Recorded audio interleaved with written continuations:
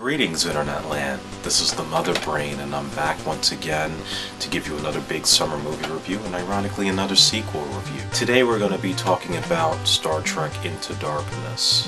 This is the 12th Star Trek film in the film franchise, as well as some might say the second in the Star Trek reboot series that began with 2009's Star Trek. The first Star Trek movie that came out in '09 drew a very mixed response as far as the Trekkies were concerned, and also just the casual audiences. For the Trekkies, it was probably hair-ripping for them to see all the different changes that were made with this new timeline that was created. And for the casual fans, it was seen as just a great thrill ride under the direction of J.J. Abrams. And before we get into the review, I'm going to say right now there are spoilers ahead, so if you have not seen the movie, turn this off right now. If you have, I'm sure we're going to start getting into all the different things that I can nitpick on, as well as things that I embraced about the movie. So Star Trek Into Darkness takes place directly after the previous film. Kirk has not adjusted to his leadership role yet, and they're not on the 5-year mission of the TV show. Instead, they go out to a dying planet on the brink of destruction, and Kirk violates the Prime Directive by not only exposing the Enterprise to this uncivilized civilization, but he also puts his crew at risk when he has to go and save Spock in a volcano. As a result, Kirk is demoted back to First Officer and is no longer in command of the Enterprise. At the same time, there's a bombing in London in a Starfleet installation. It was committed by a man by the name of John Harrison, who's a rogue Starfleet officer. Basically now, Starfleet is in a position where, unlike the show, where it's more about trying to find these strange new worlds and discovering new life, they're starting to become a little bit more militarized, in the sense that after what happened in the previous film with Vulcan getting blown up, now it's kind of almost taking sort of a post 9/11 parallel where no civilization can be trusted, and we may have to go to war with all these different alien life forms that we may encounter. It's during a briefing meeting with Starfleet that an assassination attempt occurs by Harrison, leaving a couple of Starfleet officers killed, as well as Christopher Pike, the captain and Kirk's mentor from the first film. So, of course, in an act of vengeance, Kirk pushes to get promoted back to captain again and regroups with the Enterprise crew to track down Harrison. There's, of course, a lot of conspiracies and twists and unbelievable events that happen that affect the lives of the characters and also the direction of this particular continuity of the Star Trek universe. The direction of J.J. Abrams is unlike any of the previous Star Trek incarnations that we know about. His films are more fast-paced, there's danger at every moment, there's a ton of action, a ton of sexual innuendos, and a lot of pop music, surprisingly enough, with some techno music and rap music in here. But again, all designed for the purpose of trying to appeal to the current Star Trek fan base and just the general audiences that don't know much about the previous Star Trek shows and movies. This man is preparing for the new Star Wars films soon, so you could definitely see a lot of references to The Empire Strikes Back. You know, the Enterprise, supposedly its warp drive is out of control, the crew is put into jeopardy, and lives have to be risked, and, you know, important characters are taken out.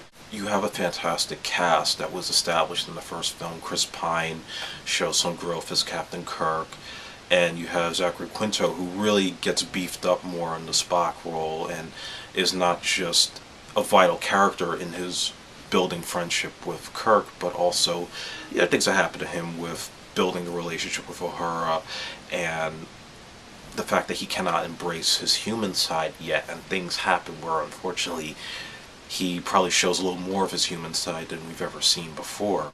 Karl Urban, dead on as Bones. I mean, that was the one that I probably was the most skeptical about until I saw the first film. It was just like unbelievable how much he embodied DeForest Kelley's performance in Star Trek, the series. And all the other characters still get their moments to shine as well. Sulu gets like a brief leadership moment where you don't really want to mess with him. And Uhura, played by Zoe Saldana once again, gets to be in the action a little bit and really has a sexy moment with interacting with Klingons, speaking in their language. I just thought that was a big turn on for me. And of course, you know, Anton, however you say his last name, but the Russian boy playing Chekhov, he gets his moments too, especially because they have to put him in a red shirt. If you know of the Star Trek series, wearing red is bad. Sometimes I did see Simon Pegg as just doing more of a Scotty impression than embodying Scotty, the character originally played by James Doohan in the series. So that's the one that I probably have a little bit of trouble with. The big performance of the film was Benedict Cumberbatch playing John Harrison, who ultimately is revealed to be the character of Khan, who was originally played by Ricardo Montalban in the episode Space Seed, and of course the famous Star Trek II The Wrath of Khan. Now this is where I think there is sort of a divisive reaction with the fans in this casting, because Cumberbatch is excellent. He steals every moment in this film. He has a really great scene where he's caught in the prison cell, which you kind of see in the trailers, but the more expanded version of this scene that you see in the movie, I think, is just more heartbreaking and tragic, and he just really delivers in showing this very three-dimensional character in his performance. The only issue I do have is probably the fact that Abrams went and cast a British actor as opposed to an actor of Latino descent. Now, for some of you who may not know, Benicio del Toro was originally intended for Khan, and things didn't work out before they went with Cumberbatch. So it was kind of hard for me to buy the fact that Cumberbatch was playing this character that Montalban had originated, and it was hard to shake that image of Ricardo Montalban, not just because he's Latino, but the way he spoke. You know, if you ever watched Wrath of Khan, I mean, Nicholas Meyer, the director and the writer, had very specific language for Khan, you know, citing Moby Dick. Whereas here, it's kind of like, for J.J. Abrams, he's citing Star Wars or any John Hughes era movie. And I guess there were just those times where I felt like, I don't know if this is the same guy. I have a hard time believing it. But again, it's a new continuity. Things have changed. Things have been altered. So you just have to accept things as what they are. Alice Eve playing the role of Dr. Carol Marcus, who was originally established in Wrath of Khan. And I don't understand why they had her play a British accent when the original actress was American.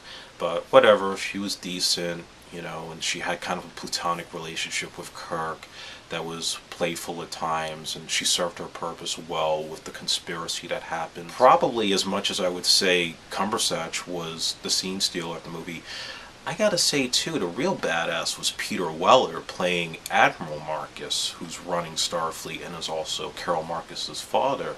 Because here's a guy that supposedly was Captain Pike's mentor, and he wants to militarize Starfleet. But when we find out as this conspiracy starts to unfold that he's really the mastermind between all the problems that are happening in the film, he does some pretty badass stuff with his own big-ass spaceship.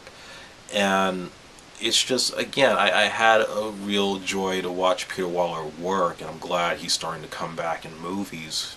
Being that I grew up with him so much with the RoboCop films, that to see him play a badass Starfleet commander was really exciting to see on the screen. I saw the movie in 3D, not in IMAX, but I saw it in 3D, and it was some of the best 3D that I've ever seen in any movie that I've watched since Avatar. I mean, everything from the Enterprise falling downhill into Earth, losing control as it did, the opening scene showing the Enterprise come out of water like it's the Titanic being raised. I mean, if you could give the movie any points at all, it's definitely on the effects and the things that they did that were just unbelievable. And just to see the Enterprise on warp drive is nothing like what you saw in the earlier films. I mean, J.J. Abrams really makes you feel like you're in that moment. of just deep space. And again, I guess you could see why he's getting the job for Star Wars Episodes 7, 8, and 9, because clearly the guy knows his effects, he knows how to create exciting scenes, and he's really good with suspense in this film.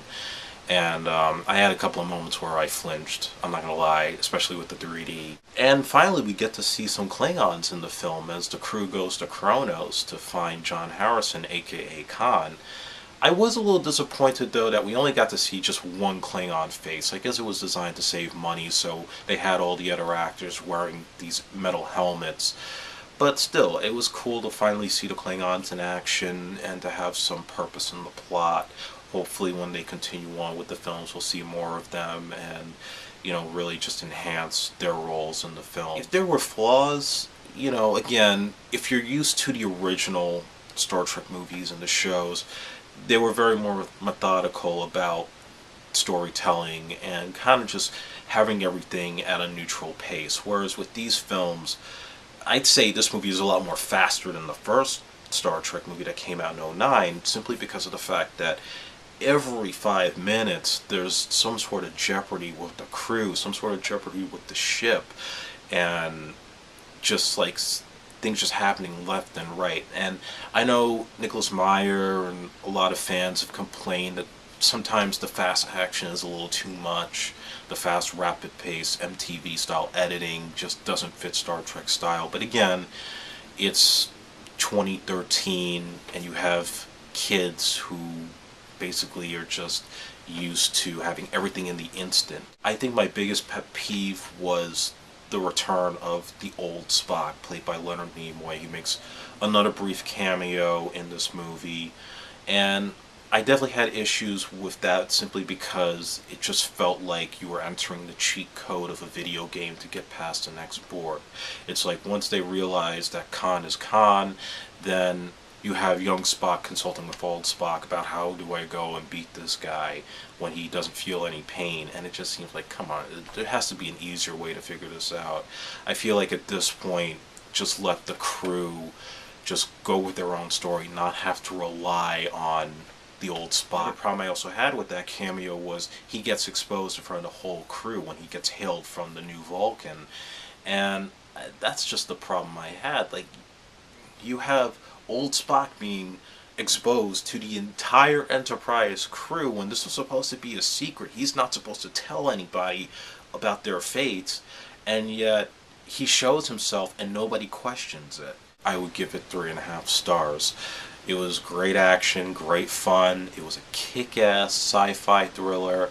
But I did feel that there were some pet peeves when it came to buying Cumberbatch's Khan, the Spock cameo, and probably the fast-paced action of the film sometimes was a little too much for what Star Trek should be. So until next time, this is the Mother Brain, and you can follow me on Coast Blog, read all my blogs, Underrated Actors blogs, and all my friends' blogs, and you can follow me on Twitter at MotherBrain830. So until next time, live long and prosper.